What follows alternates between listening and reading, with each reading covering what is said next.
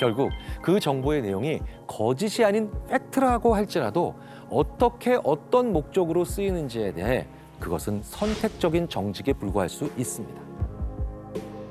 이런 미디어 조작자들이 설쓸 수 있는 가장 좋은 토양은 바쁘게 살아가면서 무작정 노출되면서 친숙해지기 때문에 그 말에 그리고 그 개념에 혹은 그 현상에 대해 알고 있다고 스스로 착각하고 있는 사람들입니다. 블로그 기자는 자기에게 이득이 될 만한 이야기 혹은 개인적으로나 이념적으로 조장할 이유가 있고 누군가 진위 여부를 확인하러 나갈 기회를 갖기 전에 사람들의 의식 속에 집어넣을 수 있는 이야기를 찾습니다. 피자게이트 사건이 대표적인 예죠. 피자게이트. 즉 민주당과 클린턴이 워싱턴 DC의 피자 가게에서 운영되는 정체불명의 국제적 아동 성매매 조직과 어떤 식으로든 관련이 있다는 대한우파의 주장을 보라. 음모론자들은 편집증적인 질문을 반복하고 혐의를 제기하며 주류 미디어의 주목을 끌었다. 일부 사람들이 그 혐의들을 사실로 믿기에 충분할 만큼 말이다. 2016년 12월 미국은 코멧 핑퐁이라는 피자 가게에서 발생한 사건으로 충격에 빠집니다.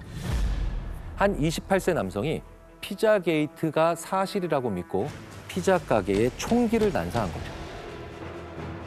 힐러리 클린턴 전 민주당 대선 후보의 선거대책위원장이었던 존 포데스타의 메일이 해킹으로 유포된 후 사람들은 그가 주고받는 메일에 등장하는 몇 가지 단어에 주목했습니다. 선거대책본부와는 도무지 상관없을 것으로 보이는 피자와 파스타가 많이 등장했는데 이 단어들이 실은 끔찍한 범죄를 뜻하는 언어로 의심된다는 것이었죠. 게다가 그의 이메일 중에는 사탄을 숭배한다고 의심받는 한 행위 예술가에게서 온 은밀한 초대장도 포함되어 있었기에 의심은 걷잡을 수 없이 커졌습니다. 정말 존 포데스타를 비롯한 민주당 인사들이 비밀리에 사탄 숭배 의식에 참석하고 이러한 의식을 위해 아이들을 납치해 왔을지, 워싱턴 DC의 작은 피자 가게에 정말 납치된 아이들이 감금돼 있을지, 사람들은 반신반의하면서도 계속 반복되는 미디어로 인해 어느새 기정사실처럼 돼버렸고 결국 상대편의 이 말도 안 되는 전략은 힐러리의 패배의 한 요인으로 이어졌죠. 이러한 음모론을 처음 접하는 이들은 대부분 무슨 황당한 얘기냐는 반응이겠지만 음모론이 제시하는 근거를 하나 둘씩 따라가다 보면 자신도 모르는 사이에 훅 하고 빠져들기 십상입니다. 게다가 온 미디어가 그 근거들을 반복해서 제시하고 방송하다 보면 사람들은 그에 많이 노출되는 만큼 그것이 사실이라고 믿게 되고 그 사건에 대해서 내가 잘 알고 있다고 여기게 되죠. 진짜에 대해서는 전혀 모르는 채로 말이죠. 우리가 사는 세상에서는 가장 민감한 정보조차도 조사 없이 전달되고 진위 여부에 대한 최종 판단이 그것을 보도한 미디어나 그것을 퍼뜨린 개인이 아니라 독자에게 맡겨진다. 소셜미디어에는 편집자가 없다. 확인을 기다릴 필요가 없다. 사람들은 트윗이나 리트윗을 할 때 사실을 확인하지 않을 뿐더러 자기가 거짓말을 퍼뜨리지는 않을까 염려하지도 않는다. 이것이 현재 저널리즘이 작동하는 방식이다. 인터넷 미디어들은 인쇄 매체에 비해서 엄청난 속도 경쟁에 시달리고 있습니다. 그리고 그들은 이기기 위해 일단 씁니다.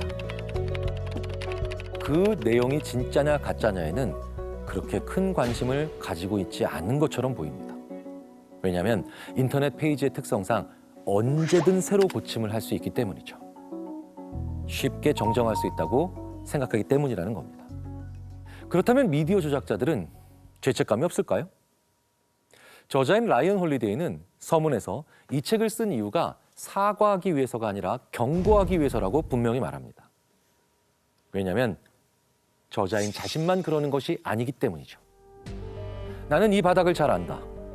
어떤 사람들은 내가 이 책에서도 거짓말을 한다고 주장하지만 내 대답은 언제나 같다. 대체 내가 왜?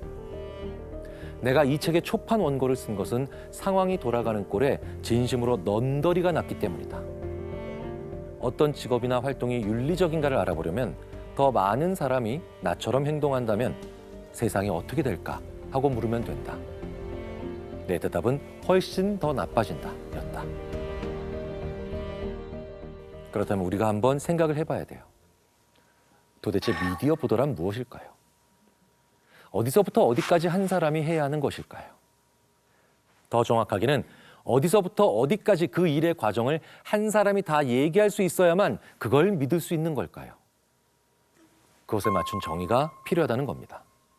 그렇게 생각할 때 최소한 기사라고 하면 발굴에서 취재까지는 한 사람의 기자가 해야 되는 것 아니냐는 거예요. 실제로 그걸 하는 기자가 있습니다. 채널리즘의 남영도 기자죠.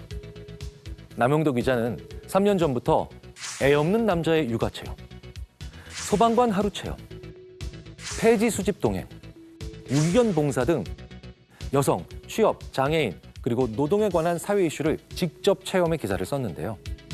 본인이 기사 발굴부터 현장 취재, 사진, 기사까지 모두 다 하는 남영도라는 기자가 이렇게 특이하고 희귀할 정도로 된 지금의 미디어 환경을 우리가 개탄한다라는 표현을 써도 이상하지 않은 것 같습니다. 사실 예전엔 다 기자가 혼자서 또는 팀으로 직접 해왔던 일이잖아요. 얼마 전에 TV 프로그램에 백악관 사진기자를 오래 하시고 퓰리처상을 2번이나 받으셨던 강영원 기자님이 나오셔서 직접 취재하지 않은 건 기사가 아니다 라는 말을 하신 걸 들었는데요. 이 말에 이 시대의 언론인 중에는 분명 창피함을 느끼는 분들이 계실 겁니다. 직접 취재하지 않으면서 언론이라고 부를 수 있을까요? 유튜브나 블로그의 지금의 언론이 무엇이 다른지 생각해 볼 문제입니다. 그리고 기사와 기사 아닌 것들에 대해서 우리가 좀 더 정밀한 눈금을 가지고 있어야 될 필요가 있습니다. 지금까지는 크게 신문에는 사설과 기사가 있었죠. 그런데 준기사, 비취재 기사, 무체험 리포트 등 이런 식의 좀 더 많은 정의가 있어야 되지 않을까요? 이러한 것만 기사다라고 이름을 붙이지 않으면 우리의 미디어 환경은 지금까지 계속 하향화됐지만 앞으로 더욱더 하향평준화될 수밖에 없겠죠. CNBC 기자 릭 산텔리는 정상적인 프로그램이 방송돼야 하는 동안에 시카고 상업거래소 객장에서 꼴사납게 길길이 날뛰었다. 그는 대본을 무시한 채 오바마 행정부를 큰 소리로 비난하기 시작했고 최근에 통과된 부양책을 비판했다. 이 모든 상황은 허황된 쇼처럼 보였다. 이 영상은 드러지 리포트가 링크하는 순간 폭발했다. 애틀랜틱에서 롭 워커가 분석한 것처럼 이것은 새로운 바이럴 문화의 핵심 원리였다. 모욕을 금지하면 안 된다. 상품화해야 한다. CNBC의 한 기자가 뉴스 시간에 리포트를 하다 말고 기자라는 본분을 잊은 채 정부를 비난하며 길길이 날뛰기 시작했습니다. 그럼 그 기자는 징계를 받아 마땅하죠. 그런데 방송국은 그 장면을 웹사이트에 올려 수백만 건의 조회수가 발생했고 덕분에 방송국은 큰 수익을 창출했습니다. 다들 너무나 극단적으로 반응해서 그것의 실체를 알아본 사람은 많지 않았지만 사실 그 사건은 애초에 발생하지 말았어야 되며 금방 잊혀져야 하는 다소 불편한 방송사고일 뿐이었죠. 하지만 지금의 미디어는 누구의 목소리가 더 큰지 경쟁하듯 누구를 노골적으로 조롱하고 수치심 주고 농담거리로 전락시키며 자신들의 동영상 조회수가 혹은 뉴스 조회수가 더 올라가도록 합니다.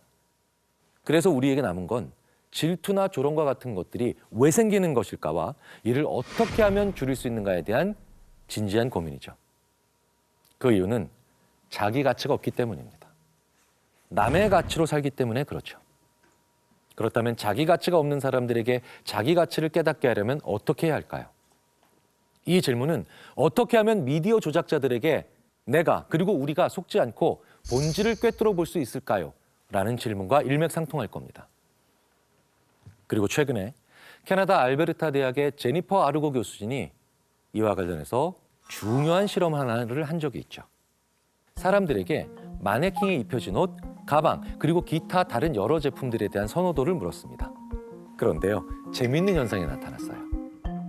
자기의 외모에 대한 자신감이 적정 수준으로 높은 사람들에 비해서 자기 외모에 대한 자신감이 매우 낮은 사람들은 마네킹을 통해 전시된 상품들에 대해서 굉장히 부정적인 반응을 보이더라는 겁니다. 그 이유는 뭘까요? 마네킹이 너무 멋지고 잘생겨서예요. 이 마네킹을 보면서 위축이 된 거죠. 그래서 그 마네킹을 통해 전시되는 제품들까지도 부정하고 부인하는 경향이 증가했기 때문입니다. 그런데 이 연구진이 정말로 절묘하고도 재밌는 연구를 한 것은 바로 지금부터입니다. 사람들에게 자기 가치 확인 질문을 하게 했어요. 어우, 굉장히 시사상식에 밝으시네요. 혹은 운동을 잘하시는군요. 오, 그렇게 많은 지식을 가지시려면 어떻게 해야 되나요? 이런 질문을 했던 거죠. 그런데 굉장히 흥미롭게도 이 절차만으로도 외모 자신감이 낮은 사람들로 하여금 마네킹을 통해 전시된 제품들에 대한 부정적 평가를 줄일 수 있었습니다. 왜냐하면 나의 중요한 정신적 가치 혹은 본질적 가치를 한번 생각해 볼 기회를 가졌기 때문이죠. 사람들이 제품을 부정적으로 평가한 건 엉뚱하게도 마네킹 때문입니다.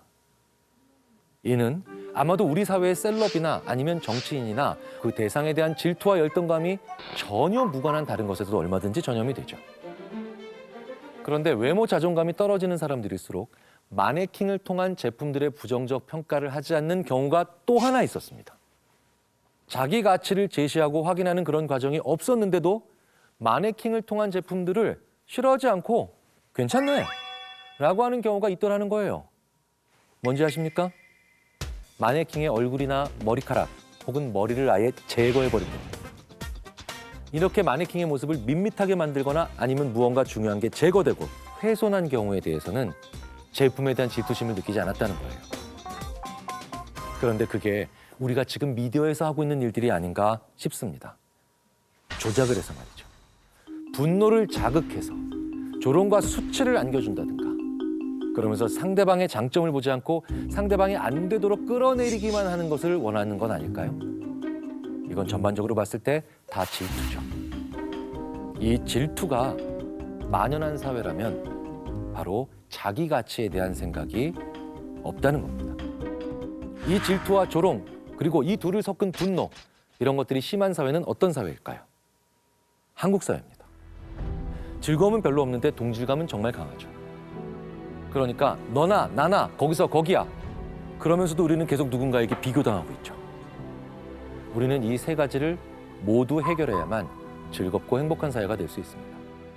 즐거움을 만들어내고 다양성을 인정하고 궁극적으로 서로를 비교하지 않는 사회로 가야 된다는 거죠. 그런 다음에 자기 가치를 알아야겠죠. 굉장히 많은 사람들이 먼 데를 봤을 때 오히려 자기가 누군지 알게 되죠. 자기랑 비슷한 사람들만 봐서는 자기가 누군지를 알기가 좀처럼 쉽지 않습니다. 왜 여행을 가려고 하는지 아세요?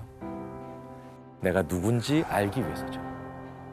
정말 나랑 많이 이질적인 사람들을 보면서 아, 나는 이런 사람이구나 라는 걸 더 잘 느낄 수 있거든요. 그래야 자기 가치를 깨닫게 됩니다. 좁은 미디어 세상에서 벗어나서 생생히 살아 숨쉬는 실제 현장, 그리고 더 넓은 세계를 바라보시길 바랍니다. 그리고 자기 가치를 찾고 미디어가 우리에게 말하는 것이 무엇인지 본질을 꿰뚫어 보시기를 바랍니다.